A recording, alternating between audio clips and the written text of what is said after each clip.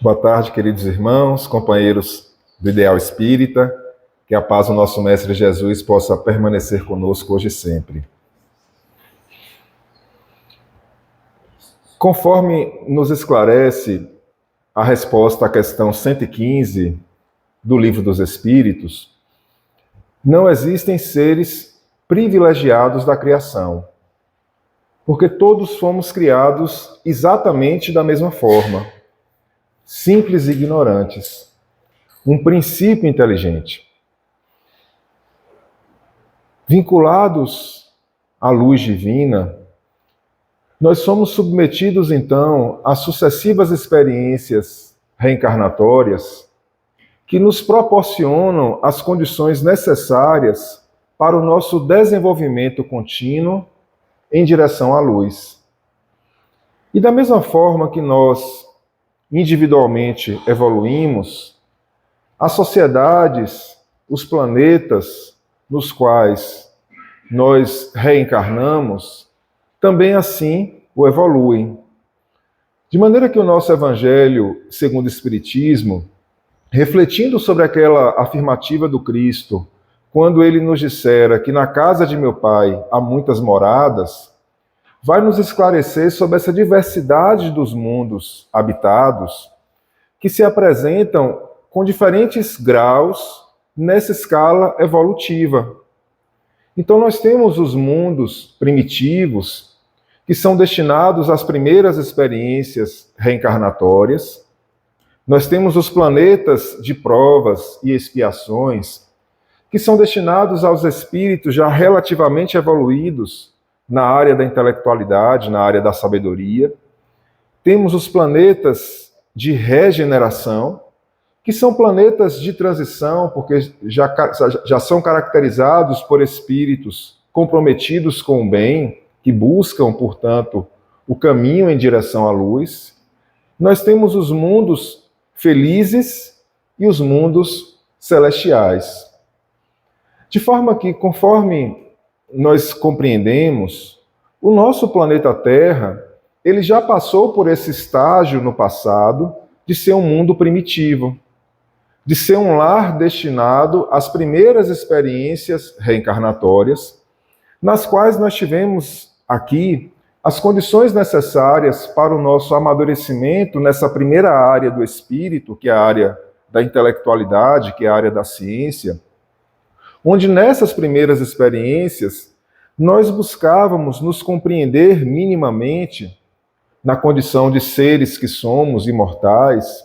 Nós buscávamos compreender minimamente as regras, as leis que regem a nossa vida.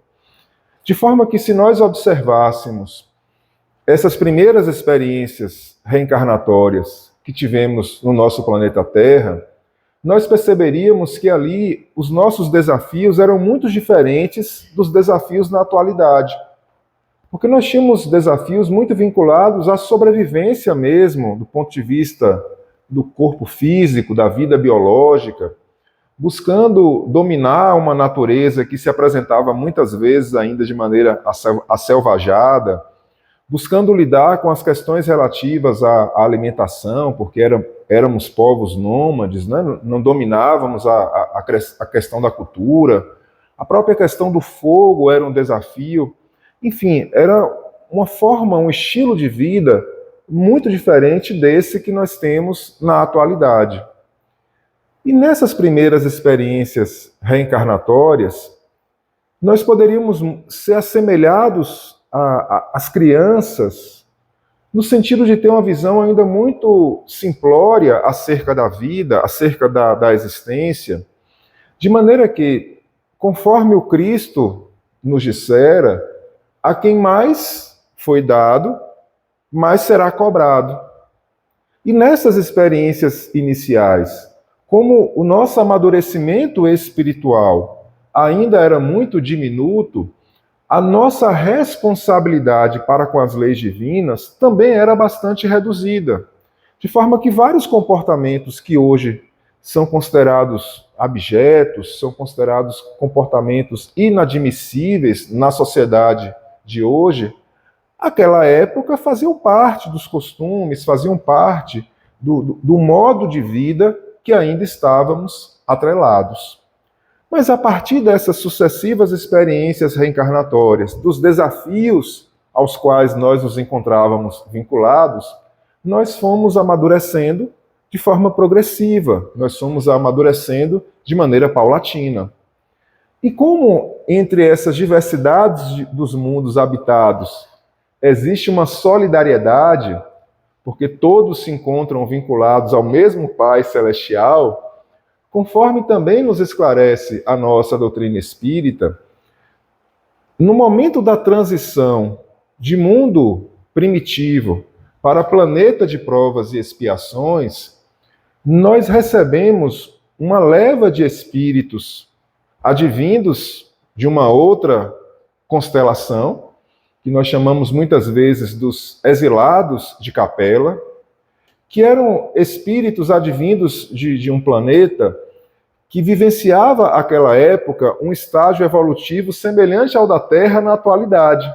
Estava passando por um processo de transição planetária, de provas e expiações para planetas de regeneração, e tinha uma quantidade ali de espíritos naquele planeta que estavam embaraçando esse processo evolutivo, porque eram espíritos muito evoluídos na área da intelectualidade, mas ainda muito atrasados moralmente, e que estavam dificultando esse caminhar daquele orbe celestial ao estágio subsequente, que é o mundo de regeneração.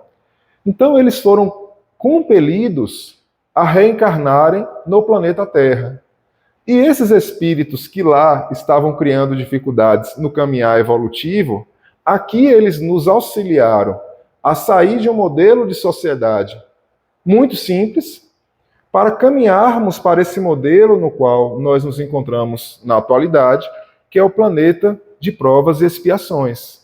Então, como nos esclarece Emmanuel, né, no livro A Caminho da Luz, esses exilados de Capela, eles acabaram dando um impulso nessa área da intelectualidade, nessa área da ciência, da sabedoria, nesses primórdios, né, do nosso planeta, nesse momento de transição para planeta de provas e expiações, formando ali as comunidades relativas ao povo hebreu, à comunidade egípcia, aos hindus e aos povos arianos, que foram aqueles que mais receberam esses exilados de Capela e que deram uma grande contribuição nesse avanço da sociedade para esse modelo no qual nós nos encontramos nesse momento, que é um modelo de provas e expiações. E por que nós vamos ter essa nomenclatura, né, de planeta de provas e expiações? Porque quando nós ainda nos encontrávamos nesse estágio primordial, como um planeta primitivo, como a nossa responsabilidade para com as leis divinas ela era muito reduzida, nós não tínhamos muitos compromissos no campo da expiação. Os nossos compromissos, eles eram mais no campo das provas. Não significava dizer que não cometêssemos equívocos. Cometíamos. Mas como a nossa responsabilidade era muito pequena, o nosso foco era buscar os desafios para o nosso amadurecimento a partir da realidade na qual nós nos encontrávamos inseridos. Então, eram compromissos provacionais, buscando o nosso desenvolvimento mínimo nessa primeira área do espírito, que é a área da intelectualidade. Mas na medida em que já conseguimos amadurecer nessa primeira área do espírito, que é a área da intelectualidade, junto desse amadurecimento se desenvolve o chamado livre-arbítrio, e nós começamos a ter responsabilidade sobre os nossos atos.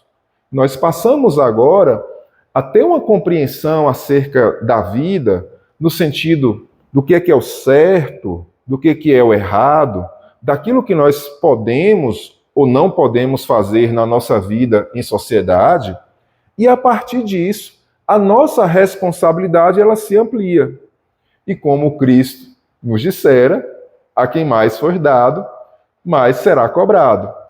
E na medida, então, em que nos utilizamos do nosso livre-arbítrio de forma inadequada, nos enveredando pelo caminho da maldade, nos enveredando pelo caminho do orgulho, do egoísmo, buscando os nossos processos conflitivos, às vezes que dão ensejo à busca de vingança, à busca de ocasionar o mal ao nosso semelhante.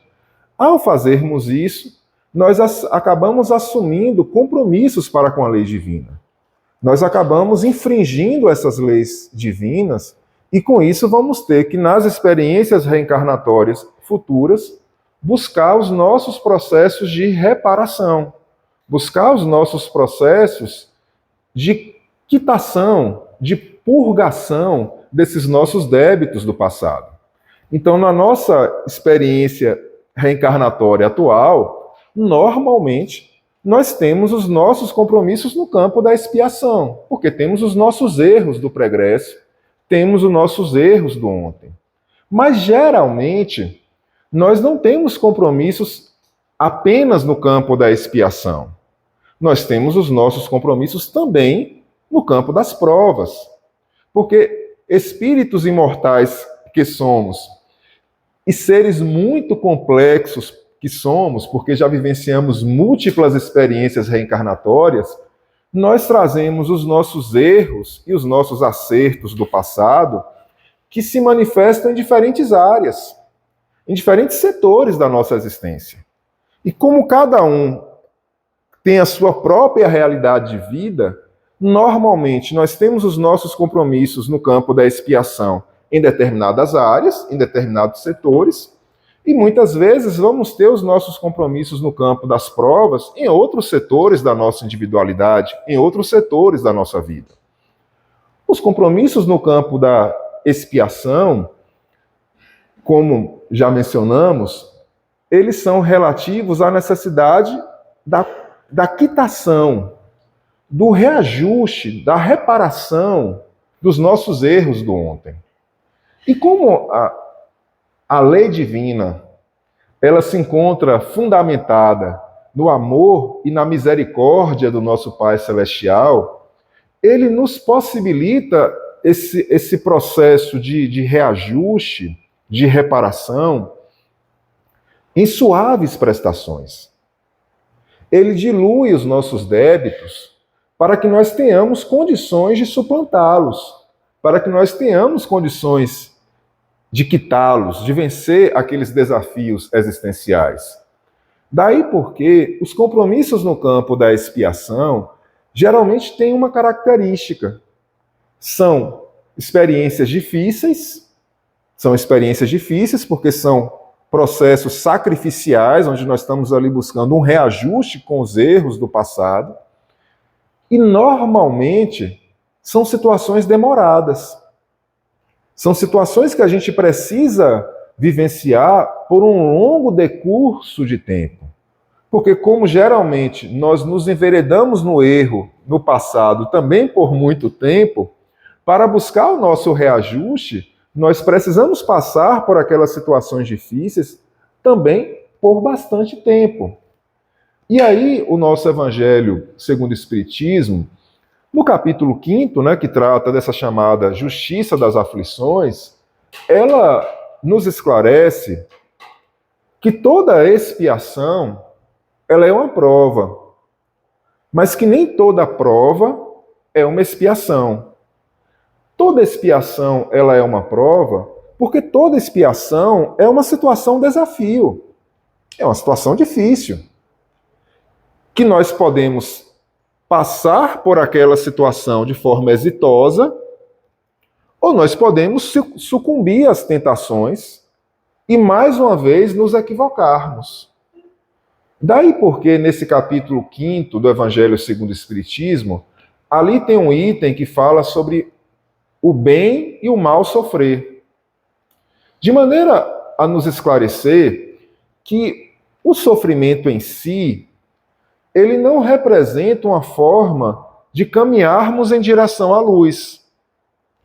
O sofrimento em si, ele nos oportuniza as condições do recomeço,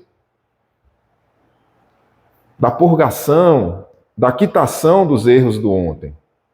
Mas para que a gente possa buscar esse processo de reajuste, nós precisamos buscar o chamado bem sofrer.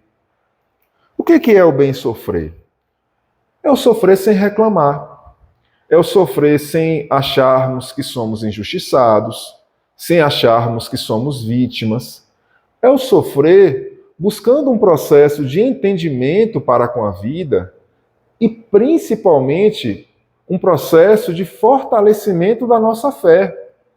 Porque se verdadeiramente acreditamos em Deus, nós temos a certeza que nada acontece por acaso. Que se aquelas situações, desafios foram colocadas em nossas vidas, é porque elas cumprem um propósito. Conforme o Cristo nos dissera, não se colocam fardos pesados em ombros que sejam frágeis. Então, se nós estamos vivenciando aquelas situações, é porque temos as condições necessárias de suplantá-las. Mas para que possamos suplantá-las, nós precisamos desenvolver essa nossa fé, essa confiança irrestrita no nosso Pai Celestial, que nos fortalece, que nos dá bom ânimo, que nos permite olhar a vida com alegria, que nos permite extrair os ensinamentos, mesmo dessas situações difíceis.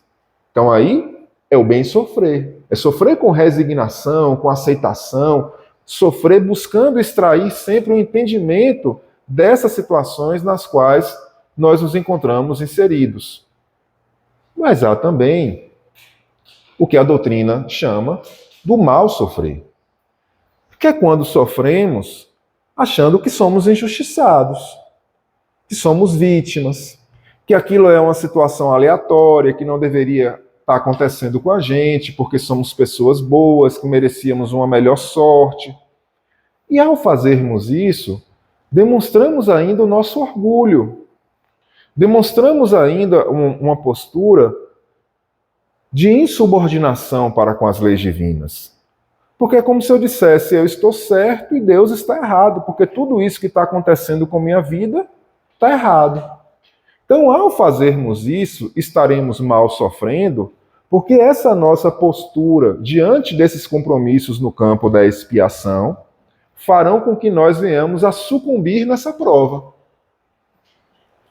Farão com que todo esse nosso sofrimento seja à toa, porque essa nossa postura, além de fazer com que caiamos mais uma vez nas armadilhas das tentações, farão com que o nosso débito ainda seja agravado, que a nossa responsabilidade nas experiências reencarnatórias futuras ainda seja de maior grau, nesse sentido da necessidade da busca da reparação para com as leis divinas. Então nós temos os nossos compromissos no campo da expiação, que se manifestam em diferentes áreas. Às vezes nós temos esses compromissos mais no campo familiar, às vezes mais no campo social, às vezes mais intensamente no campo profissional, às vezes por meio de uma saúde debilitada, mas temos geralmente os compromissos no campo da expiação, que nos remete a esse ontem, que nos remete a essa nossa herança ancestral na condição de espíritos imortais que somos. E temos os nossos compromissos provacionais, que são compromissos que nos oportunizam o caminhar evolutivo, mas para que possamos buscar esse caminhar evolutivo dentro desses compromissos provacionais, precisamos lidar com as chamadas tentações. Porque o compromisso no campo das provas nos convida muitas vezes a atuar em áreas que não são áreas novas para nós. Não são experiências inusitadas na condição de espíritos imortais que somos. Não, são experiências para nós que nós já passamos por elas em várias e várias experiências reencarnatórias anteriores. E que podemos ter, inclusive, relativa facilidade, relativa desenvoltura nesses setores da nossa individualidade.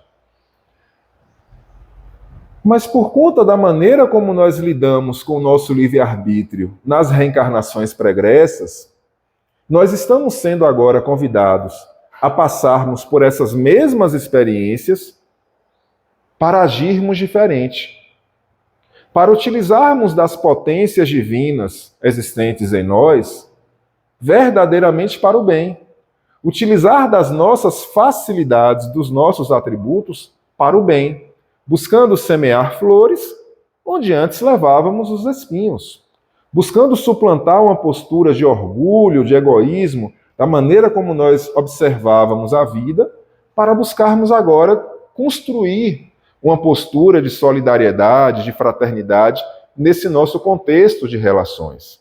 Então, o compromisso no campo das provas não são situações necessariamente dolorosas, não são situações difíceis, mas são situações desafiadoras. Porque se não tivermos ali muito cuidado, muita cautela, nós vamos repetir os equívocos, as tendências que nós trazemos do ontem. Daí porque sempre se apresenta como muito oportuno, muito relevante aquela afirmativa do Cristo, quando ele nos convidara a buscarmos a oração e a vigilância. A oração, que é esse instrumento fundamental para buscarmos a sintonia com o mais alto, para buscarmos criar as condições para acendermos as nossas vibrações, para termos um olhar mais maduro para com a vida. A oração, ela nos oportuniza essa oxigenação da alma, né? Ela nos oportuniza essa busca de uma sintonia mais equilibrada no nosso viver. E a vigilância, o estarmos alertas, o termos o cuidado com a nossa existência. Porque como as tendências do ontem falam muito presentes no nosso dia a dia, se não temos muito cuidado, erramos e nem percebemos que estamos errando. E quando a gente vai se dar conta, o problema já está instalado. E às vezes é um problema enorme, criado ali por uma postura de invigilância, de um olhar mais desatento para com a vida. Então, o orar e o vigiar se apresenta como tão relevante em nossa existência. E a nossa doutrina espírita, ela ainda nos dá um esclarecimento fundamental sobre essa temática, ao buscar naquela resposta 919 do Livro dos Espíritos, nos demonstrar a necessidade do autoconhecimento. Buscar nos demonstrar a necessidade de passarmos a nossa consciência em revista de forma diária, de maneira a buscarmos nos conhecer melhor, de maneira a buscarmos identificar onde é que se encontram as nossas fragilidades, onde é que se encontram as nossas possibilidades de realização. Porque buscando nos conhecer melhor, a gente vai ter um olhar mais atento para com a vida. E ao percebermos que estamos entrando naquela zona em que geralmente nos equivocamos, vamos ter mais cuidado. Porque às vezes são situações que nós não podemos evitar. Às vezes nós trazemos as nossas fragilidades do ontem em determinados setores que nós não podemos fugir desses setores da vida.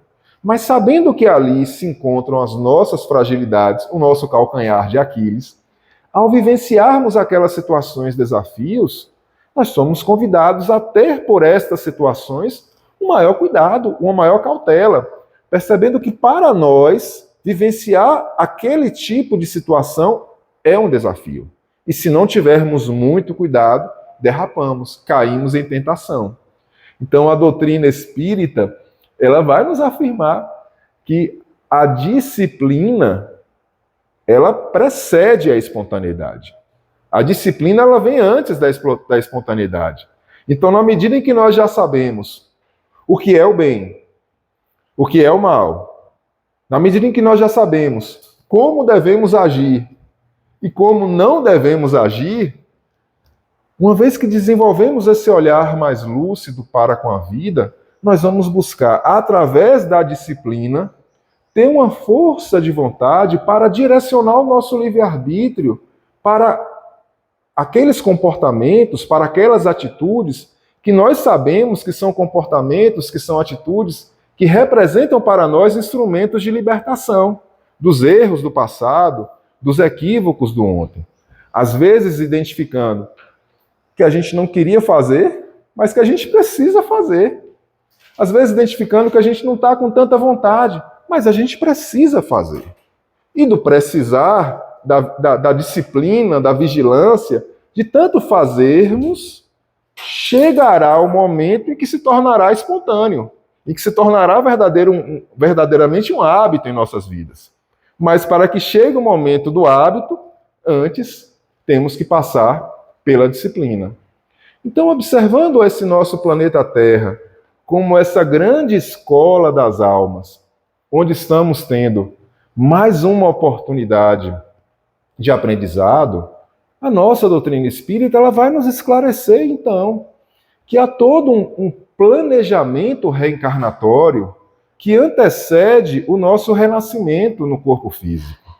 Um planejamento reencarnatório que, como nos esclarece a questão de número 258 do Livro dos Espíritos, faz com que as questões centrais, as questões fundamentais da nossa vida, estejam previamente programadas. É aquilo que nós chamamos de gêneros de provas. As questões fundamentais da nossa existência estão previamente programadas. E como nos esclarece também o nosso livro, o Livro dos Espíritos, esse planejamento reencarnatório foi por nós também rogado. Nós participamos ativamente desse planejamento, no uso do nosso livre-arbítrio, solicitando passar por determinadas situações, solicitando passar por determinadas experiências. Então, tudo aquilo que ora se configura como esses desafios fundamentais da nossa vida, foram por nós também rogados, porque são instrumentos que nos oportunizarão esse caminhar em direção à vida.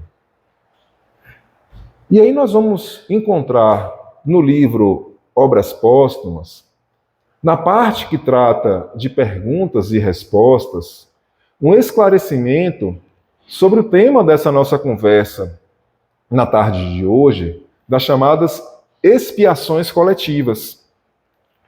E aí no livro Obras Póstumas, nós vamos ter ali um esclarecimento que na condição de espíritos imortais que somos, ao longo dessas sucessivas experiências reencarnatórias, nós podemos nos portar de maneira diferente em áreas distintas da nossa individualidade. Que nesse livro, Obras Póstumas, nessa parte que trata das expiações coletivas, ali são categorizados 3 áreas distintas de atuação do espírito. Ele fala ali dos nossos compromissos no campo individual, nos nossos compromissos no campo familiar e nos nossos compromissos no campo cívico. A gente poderia falar da nossa vida em sociedade. E ali nós vamos ter um esclarecimento que diante de toda essa complexidade que somos, a maneira como nós lidamos com esses desafios nessas áreas distintas do nosso ser não é necessariamente a mesma. Às vezes nós podemos ser virtuosos nesse campo da individualidade, buscando cuidar do corpo, buscando cuidar do espírito, mas não termos essa mesma virtuosidade no nosso campo familiar. Às vezes ali, não dando à família a importância, a relevância que ela detém. Às vezes nós podemos ser espíritos virtuosos nesse campo familiar, dando a importância que a família detém, buscando perceber o santuário da alma, o instrumento ali da vivência do amor, do burilamento, na busca da suplantação do egoísmo, e sermos virtuosos no campo familiar. Mas às vezes esse mesmo espírito que é virtuoso no campo familiar, no campo que se chama cívico, ou seja, nesse campo social, nesse campo das relações, nós podemos nos apresentar como uma pessoa cheia de vícios, malbaratando as oportunidades que temos no âmbito profissional, no âmbito religioso, no âmbito político, e esse mesmo espírito que dentro da família demonstrava as suas virtudes, no âmbito da vida social como um todo, demonstrava muito mais os seus vícios. E como o nosso planeta Terra é essa grande escola das almas, quando nós nos equivocamos de forma conjunta, muitas vezes nós também vamos precisar reparar esses erros conjuntamente. Quando erramos de forma individual, o nosso processo de reparação, ele é individual. Mas quando nós erramos de forma coletiva, enquanto sociedade, enquanto país, enquanto nação, o nosso processo de reparação também será de forma coletiva, de forma social, onde nós vamos passar por desafios, por situações delicadas, que caracterizam os compromissos reencarnatórios dos espíritos que reencarnam naqueles ambientes, naqueles países, naquelas sociedades que têm determinados desafios comuns. Então, se a gente observa o nosso planeta Terra, né, com grande quantidade de países que compõem essa nossa casa celestial, nós vamos perceber que os desafios de cada um desses países não é o mesmo. Às vezes nós temos desafios, enquanto sociedade brasileira, muito diferentes dos desafios vivenciados por outros países. Recentemente eu vi uma matéria sobre o Japão que me deixou assim curioso. Lá eles não têm lixo em locais públicos. Eu falei, puxa, não tem lixo em locais públicos? Não tem, porque lá as pessoas trazem o lixo para jogar em casa. Veja o grau de amadurecimento daquela sociedade. Às vezes aqui a gente tem dificuldade de jogar o lixo nas lixeiras dos ambientes públicos. Imagine se o desafio fosse trazer o lixo para dentro de casa. Então, o grau cultural dos países, as características dos espíritos que habitam cada país, são características distintas. Não quer dizer necessariamente que por esse aspecto eles sejam mais evoluídos do que nós. O que eu quero dizer é que os desafios enquanto coletividade acabam sendo outros, porque nós vamos reencarnar nas sociedades que trazem as oportunidades necessárias para o nosso amadurecimento espiritual. Então nós vamos reencarnar onde os desafios nos oportunizam caminhar em direção à luz. E as características desses desafios não são necessariamente as mesmas em cada sociedade, em cada país, em cada um dos mundos, né, habitados. Então, dentro dessa temática das chamadas expiações coletivas, ali busca nos chamar a atenção que esses desafios coletivos, eles também não se dão por acaso. Também não é por acaso. Então, se estamos, enquanto coletividade, passando por determinados problemas comuns, isso não está acontecendo por acaso. Porque a sociedade, ela é uma representação diminuta, né, de cada um de nós. Ela é uma representação no macro daquilo que nós trazemos de forma diminuta em cada um de nós. Então, na medida em que nós temos os desafios sociais, isso representa também os desafios que nós trazemos no nosso campo íntimo. E para suplantarmos, portanto, essas experiências coletivas, essas situações comuns, nos demarca a necessidade de um amadurecimento do olhar para com a vida, para que percebamos que essas situações, elas não se dão por acaso, e que se estamos a passar por essas situações é porque precisamos aprender com elas. Aprender não no sentido de nos revoltarmos com o externo, mas observando que o externo representa um desafio para o amadurecimento no nosso campo íntimo, para suplantarmos, às vezes, os vícios que nós podemos trazer em grau mais diminuto e que se apresentam, assim, às vezes, de maneira mais ostensiva nesse nosso campo social. E que, na verdade, vai ser buscando o nosso chamado bom combate, buscando o nosso processo de busca da reforma íntima, da nossa renovação moral, que nós vamos ajudar nesse contexto de mudança, de renovação de valores da sociedade, dos países nos quais nós nos encontramos inseridos. Quando nós observamos essa temática das expiações coletivas, elas também podem se manifestar em nossas vidas dentro daquilo que a doutrina espírita chama de flagelos coletivos, ou flagelos destruidores.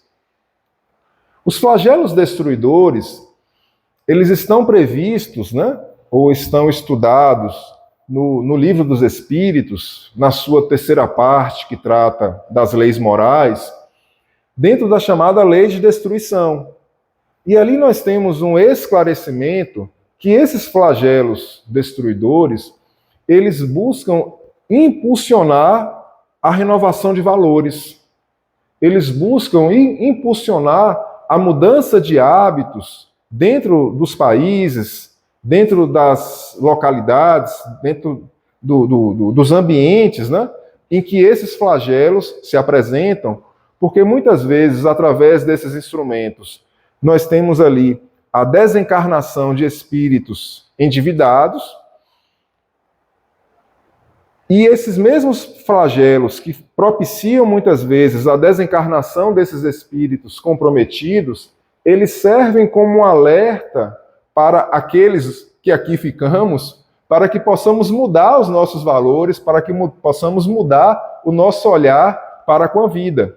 Então, os flagelos destruidores, eles representam uma forma de propiciar o progresso da humanidade, nos chamando a atenção a doutrina espírita, que apesar desses flagelos destruidores muitas vezes ensejarem a desencarnação, às vezes de dezenas, de centenas, às vezes mesmo de milhares de pessoas em um mesmo evento, em um mesmo ambiente, apesar disso,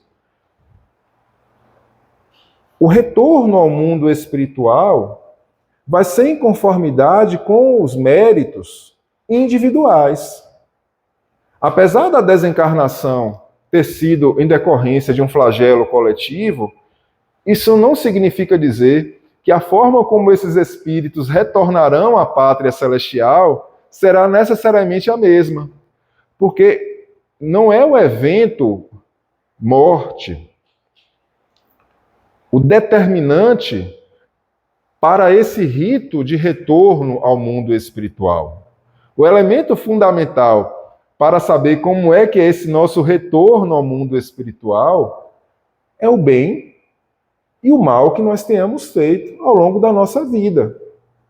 Então, aqueles espíritos que fizeram o seu bom combate, que buscaram o seu processo de reforma íntima, de renovação de valores, que buscaram, dentro das suas possibilidades, serem pessoas virtuosas, vão passar por um processo de desencarnação sem sofrerem com aquelas situações. Muitas vezes, retornando ali de maneira bastante suave para o mundo espiritual, por conta dos seus méritos individuais. Enquanto que aqueles outros, às vezes, que eram ainda mais materialistas, que tinham um olhar mais atrelado ao orgulho, mais atrelado ao egoísmo, aos vícios em geral, podem sofrer os embaraços, as dificuldades decorrentes desse retorno ao mundo espiritual, porque às vezes eles não se encontravam preparados, eles não tinham os méritos necessários para fazer essa grande viagem de retorno.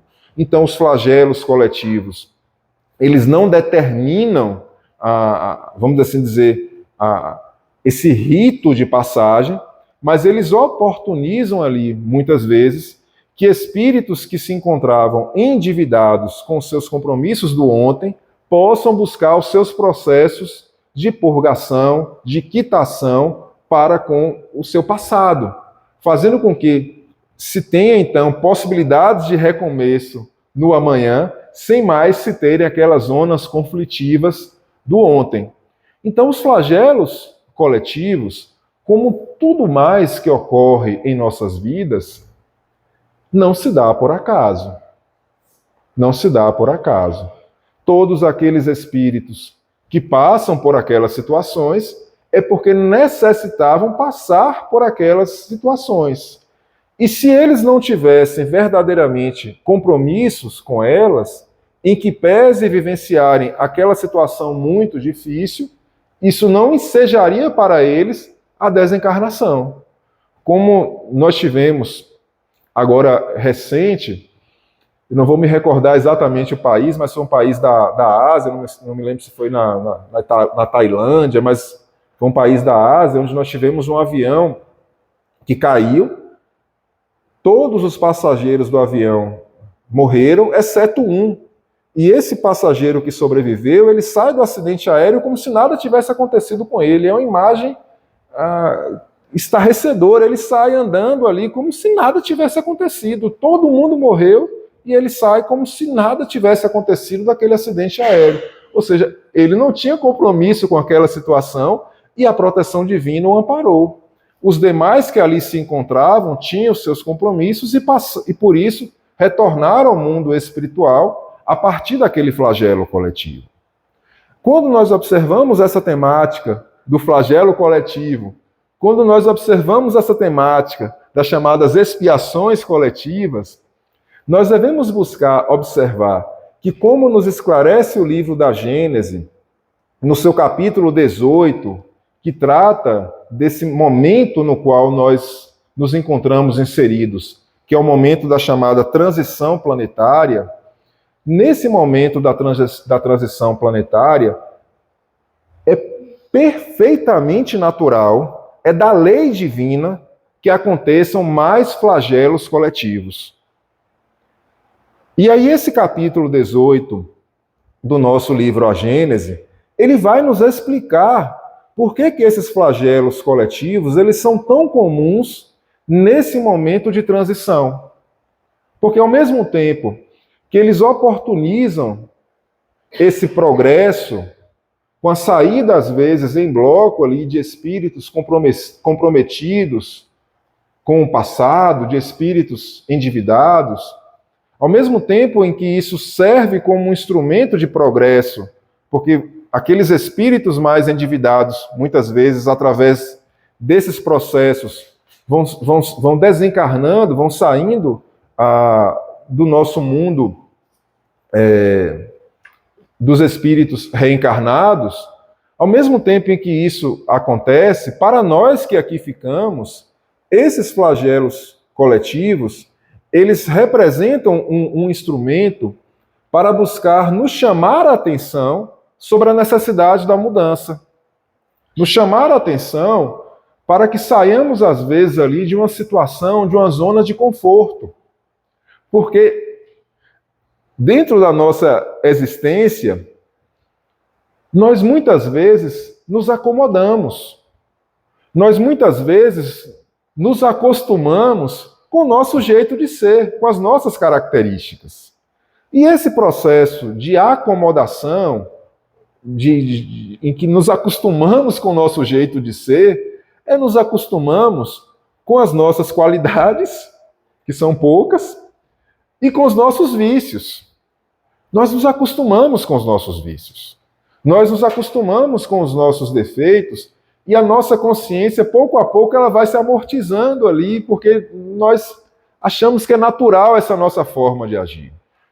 Só que nesse momento da chamada transição planetária, é aquele momento que o Cristo nos anunciara da busca da separação do joio e do trigo.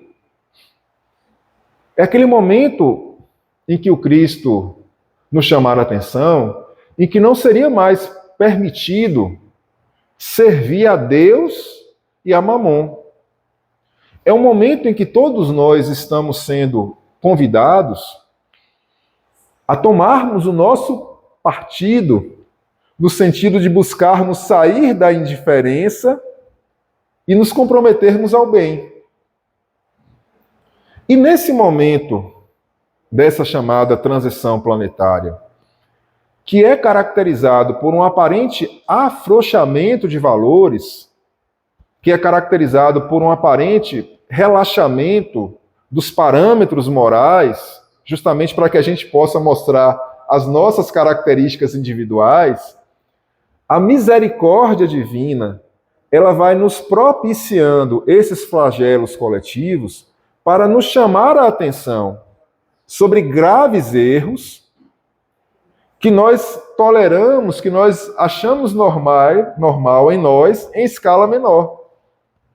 Então, ao nos depararmos com esses graves problemas, com esses graves conflitos que assolam a nossa humanidade nesses dias atuais, isso serve para nos chacoalhar, para buscar nos tirar de uma zona de conforto e pelo aguilhão da dor, nós sermos impulsionados à nossa mudança, à nossa renovação. Então serve para um despertar coletivo.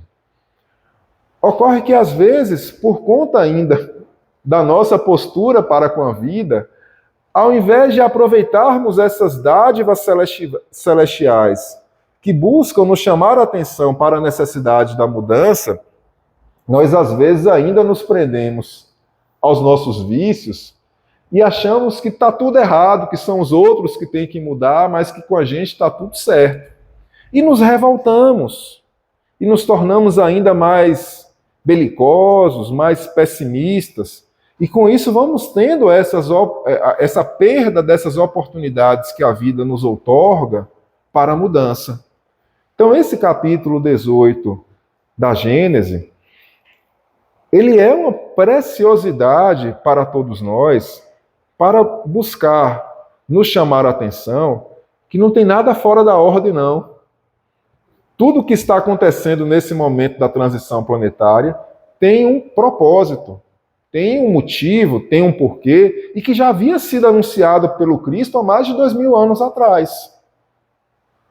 E que cabe a nós, do ponto de vista individual, aproveitarmos essas oportunidades que estamos tendo para fazermos o nosso processo de mudança. Porque a nossa doutrina espírita, ela nos esclarece que, sob a perspectiva coletiva, a transição planetária, ela é uma realidade. Nós seremos, sim, um planeta de regeneração. Conforme nos esclarece, nós já estamos, inclusive, nos primeiros momentos desse planeta de regeneração. Mas sob uma perspectiva coletiva. Sob a perspectiva individual, nós temos o livre-arbítrio. E aí, como nos fala, Haroldo Dutra, de maneira muito bonita, é coração a coração, é alma a alma. Porque aí é cada um de nós que está sendo convidado a buscar a sua renovação, a sua reforma íntima. E aí esses flagelos coletivos, essas dificuldades, elas nos oportunizam esse despertar da nossa consciência para que não nos acomodemos tanto com os nossos vícios e percebamos as oportunidades que temos agora de mudança. E o que se espera de cada um de nós é a busca do comprometimento com o bem. O que se espera de cada um de nós é que, apesar de toda essa complexidade que a vida se apresenta, em que a vida nos propicia de forma diária, que nós aproveitemos, sob a perspectiva individual, sob a perspectiva familiar, sob a perspectiva social, as oportunidades que a vida nos outorga para fazermos o bem, cuidando do corpo, cuidando do espírito, na perspectiva individual, zelando, amando, cuidando, reverenciando a nossa família, nessa perspectiva desse grande laboratório das almas, no qual nós nos encontramos inseridos. E buscando também honrar os nossos compromissos no campo social, percebendo como temos oportunidades de ajudar, de amparar, de fazermos algo na nossa vida social. Mas para que possamos buscar esse comprometimento com o bem, que é o convite que se apresenta para todos nós, precisamos buscar nos exercitar. Precisamos buscar observar a caridade como esse grande vetor da nossa salvação, como esse grande vetor da nossa mudança. Observando que o que se espera de nós não são as grandes obras, não são as grandes realizações, mas que nós possamos fazer alguma coisa. Buscarmos fazer alguma coisa. Buscarmos ser mais produtivos.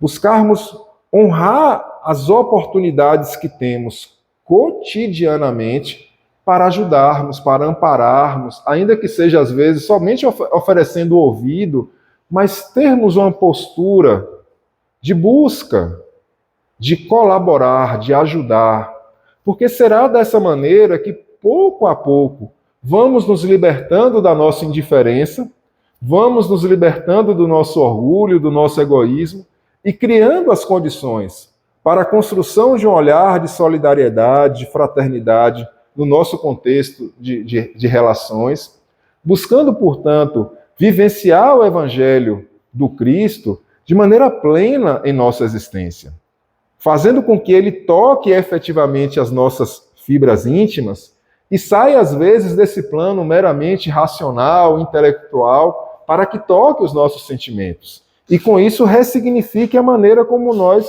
nos relacionamos uns com os outros, da forma como nós nos relacionamos nos ambientes em que nós nos encontramos inseridos. O Cristo, ele nos mostrou o caminho, mas ele não pode caminhar por nós.